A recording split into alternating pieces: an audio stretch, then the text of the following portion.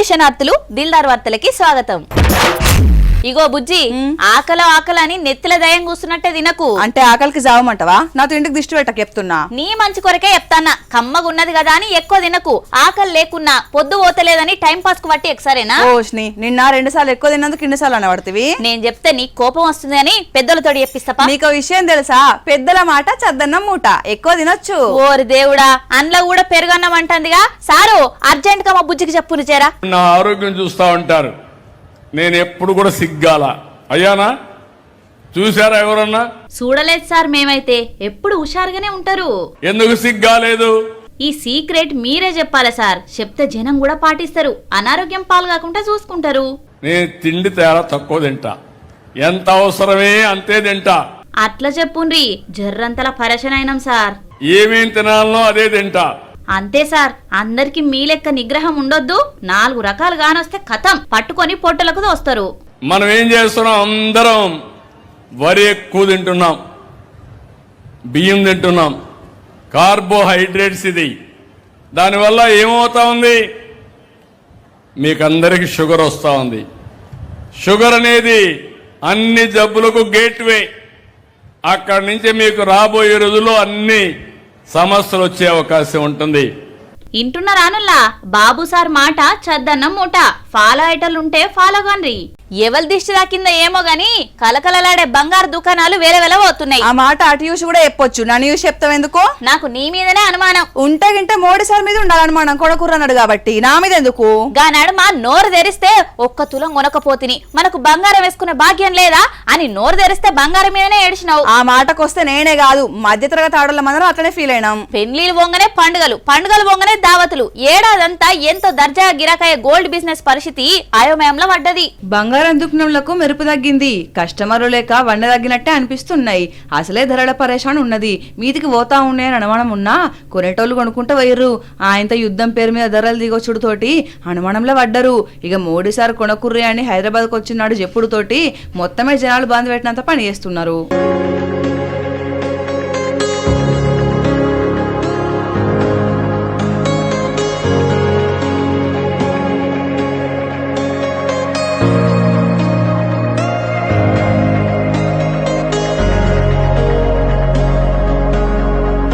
ఉప్పు పప్పులు నూనెల వ్యాపారాలు డల్ అయ్యి దందాలు బంద్ పెట్టిన గడ్డు పరిస్థితులు చూసినాం గాని బంగారం దందాలు బంద్ పెట్టే పరిస్థితే ఉన్నదంటున్నారు. 70% గిరాకీ తగ్గిందంటే ఇక ఇంట్లో జీతబత్తాలు ఏమియాలే, మా కసులు రాయాలి, ఎట్లెళ్ళాలి అని కొంతమంది దుకాణాలు బంద్ పెడతామన్న ఆలోచనలు కూడా వేస్తున్నారట. కానీ చూడుర్రి, బంగారానికి ఎప్పుడు వండ తగ్గదు, గిరాకీ తగ్గదు అని మన దిల్దార్లనే ఎన్నో మాటలే చెప్పుకున్నాం. కానీ అసొంటి కనకానికి కూడా కాలం కలిసిన రోజులు వచ్చినాయి. కొలుపు పెట్టి చెప్తుంటే తలుపు పెట్టి ఇన్నారట. బోరుగొట్టుంటది, అందుకే అట్లా చేసుంటారు. అంతే అవతల కష్టం మనకి ఎటకారంగానే ఉంటది. అటు ఇటు తిరిగి నా మీద పడతావు నువ్వు. మరి పొద్దుగాల నేను నీకు ముచ్చట చెప్పిన, ఇన్నవా? ఏం చెప్పినావు? నేను పొద్దున ఫోన్ చూస్తున్నా, సరే గినలేదు. నిలువెత్తు నిర్లక్ష్యం కానొస్తుంటే ఇక నాకు కోపం రాదా? అరే అడిగితే మళ్ళీ చెప్తావు గానీ రీల్స్ ఎమ్మట చూడకుంటే నాకు మనసున పట్టది. ఇగో ఇట్లనే తయారయ్యారు చాలా మంది. మా బుజ్జి నేను చేస్తే ప్రాబ్లం లేదు, గీలు ఏసులు ఏమైనా కరెక్టా చెప్పుండ్రోసారి. అబ్బా, ఒక్కలు కూడా ఖాళీగా లేరుగా. చెప్పిన సమస్య చెప్పినట్టు నోట్ చేసుకుంటుర్రేమో అని అనుకునేరు. అంత లేదు, పబ్లిక్ సమస్యలు చెప్తుంటే అధికారులు టైం పాస్ కు ఫోన్లు చూసుకుంటున్నారు, కాల్స్ మాట్లాడుకుంటున్నారు. ఇక సూసి విసిగచ్చినోళ్ళిగో గిట్ల నిద్రపోతున్నారు.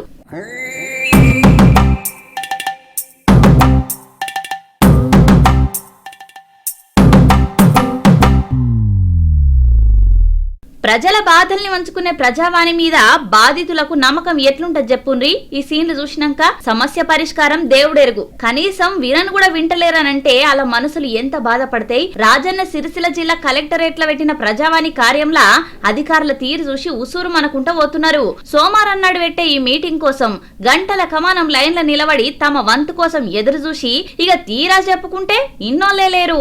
ఇక వాళ్ళకు మాత్రం బాధ ఉండదా? ఇప్పటికే ప్రజావానికి జనం వచ్చుడే తగ్గిపోయారు. సమస్య లేక కాదు, చెప్పిన తీరకాని టాక్ నడుస్తుంది. మరి ఇట్లాంటి వీడియోలు బయటికి గానొస్తే ఇక సర్కారు ఎట్లాంటి నిర్ణయం తీసుకుంటుందో చూడాలే.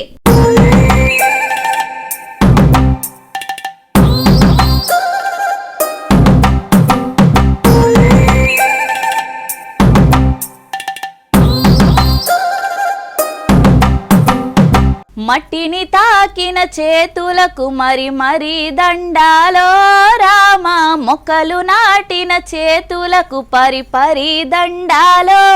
వాతావరణం అంతా మారినట్టే కొడుతుంది గారా. జూన్ నెల పడ్డదంటే ఈ మాత్రం మార్పు ఉంటది. అవును గాని మొన్న పొలంలో నిలుస్తున్న ఫోటోలు దిగినావు కదా ఫోజుల కోసమా? ఏ ఊకో, ఏం చేసినా పోజుల కోసం ఫోటోల కోసమే చేస్తామారా. వ్యవసాయంలో మా బాబుకు సాయం చేస్తున్న అలవాటు. అబ్బా అవునా? మనం ఏదో యాంకర్లమని నేను ఫీల్ గాను. ఇప్పటికి సెలవు దొరికితే పొలం బాట పడతానే ఉంటా. అబ్బో ఎవరు చెప్పిర్రో ఇంత మంచి అలవాట్లు? మన నిమ్మల సార్ని చూసి నేర్చుకున్నా. మామూలుగా ప్రజా జీవితంలో అలసిపోయిన వాళ్ళు సెలవు దొరికితే ఇంటి పట్టు నుండుడో లేదంటే కుటుంబంతో షికార్లకు పోవడో చేస్తారు. కానీ నిమ్మల రామానాయుడు సార్ మాత్రం సంత దొరికితే చాలు పొలం బాట పడతాడు.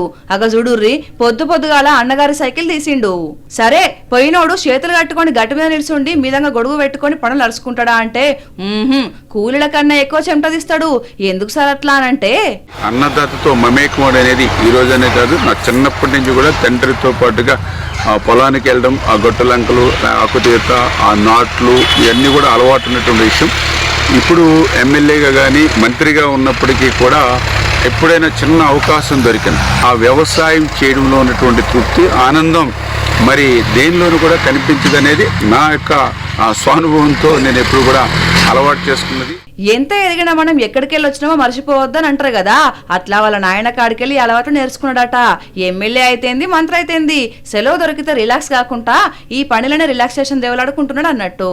నిన్నటి ఐతారం పొద్దు పొద్దుగాల పొలానికి పోతే చెరువులు చూసుకొని పొలం దున్ని అన్ని పనులు చక్కబెట్టుకొని నాస్తా కూడా అక్కడనే వేసి మళ్ళీ ఇల్లు ఏరిండి అన్నట్టు.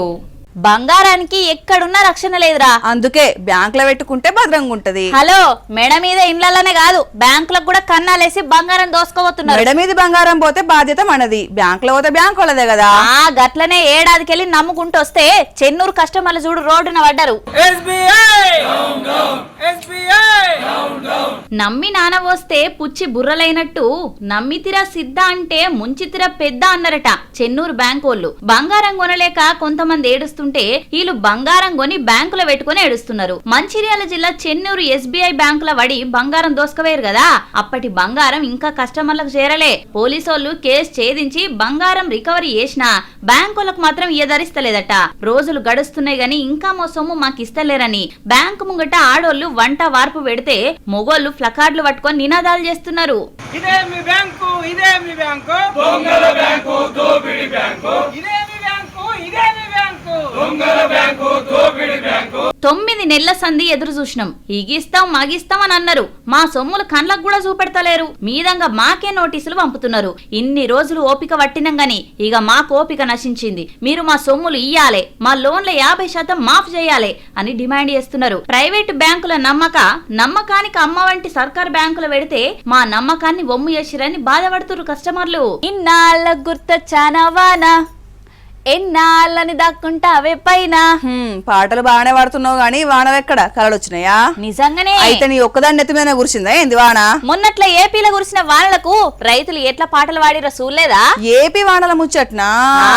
కర్ణాటక ఏపీలో కొడుతున్న వానలకు రాయలసీమ పులకరించిపోతుంది. ఇక నీళ్లతోటి రాయలసీమ రతనాల సీమగా మారబోతుందంటావు.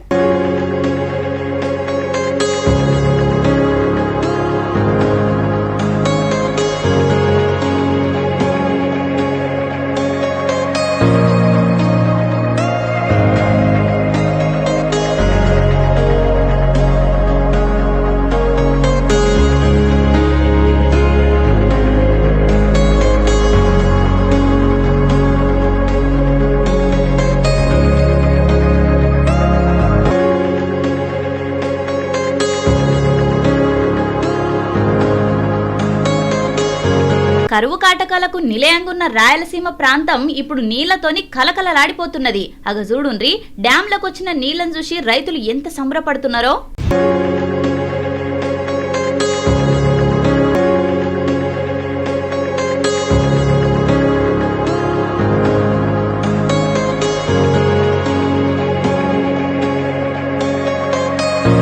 అటు చూడుర్రి గలగల వారుతున్న గంగమ్మ తల్లిని పోటువలు తీసుకుని ఎట్లా మురిసిపోతున్నారో. కర్ణాటకలో పడుతున్న వానలకు వరదలు వంగి పెన్నా నది మీద కట్టిన పేరూరు డ్యామ్ కు నీళ్లొచ్చేసరికి రైతుల సంబరం చిన్న సన్నగలేదు. ఇక చుట్టుముట్టు ఊళ్ళని డ్యాంలకు కదిలినాయి.